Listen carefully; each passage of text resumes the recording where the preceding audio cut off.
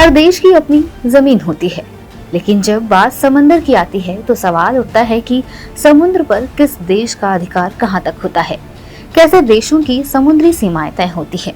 दरअसल समुद्रों और महासागरों पर देशों के अधिकारों का निर्धारण एक महत्वपूर्ण अंतर्राष्ट्रीय समझौते से होता है। इसे हमें संयुक्त राष्ट्र की समुद्री कानूनी संधि यानी UNCLOS 1982 के नाम से जानते हैं। ये संधि देशों के बीच समुद्री सीमाओं को लेकर नियम, कायदे और कानून तय करती है। इसका मुख्य उद्देश्य है कि दो देशों के बीच समुद्री सीमा को लेकर किसी प्रकार का विवाद न हो।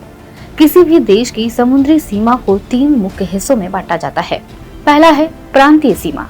ये उस देश के आसपास के द्वीपों को शामिल करती है। इसकी लंबाई धरातल से 12 समुद्री मील यानी लगभग 22.22 किलोमीटर तक होती है। इस सीमा के भीतर उस देश का संपूर्ण अधिकार होता है।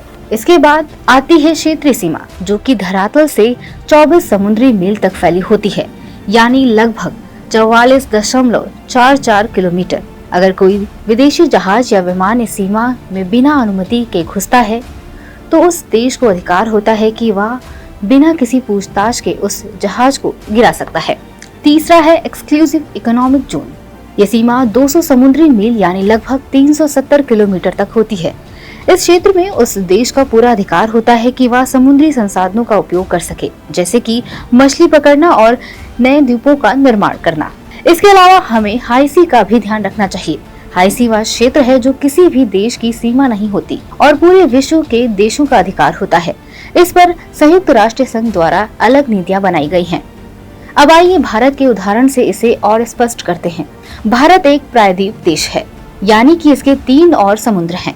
भारत की तटीय सीमा लगभग 7516.6 किलोमीटर है। यहाँ भारतीय नौसेना या कोस्ट गार्ड का अधिकार 22.22 किलोमीटर तक होता है। अगर कोई विदेशी जहाज यहाँ घुसपैठ करता है तो भारत की सेना बिना किसी अनुमति के कार्यवाही कर सकती है।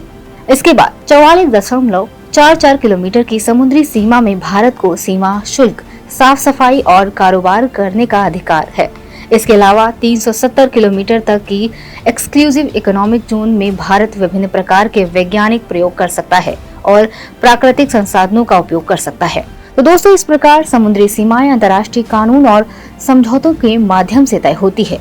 ये न केवल देशों के बीच शांति बनाए रखने में मदद करती है, बल्कि समुद्री संसाधनों के सही उपयोग को भी सुनिश्चित करती है। दोस्तों, उम्मीद है कि आपको ये जानकारी पसंद आई होगी। अगर आपको हमारा ये वीडियो पसंद आया हो तो कृपया इसे लाइक करें, शेयर करें और हमारे चैनल धे टीवी को सब्सक्राइब करना ना भूलें। धन्यवाद।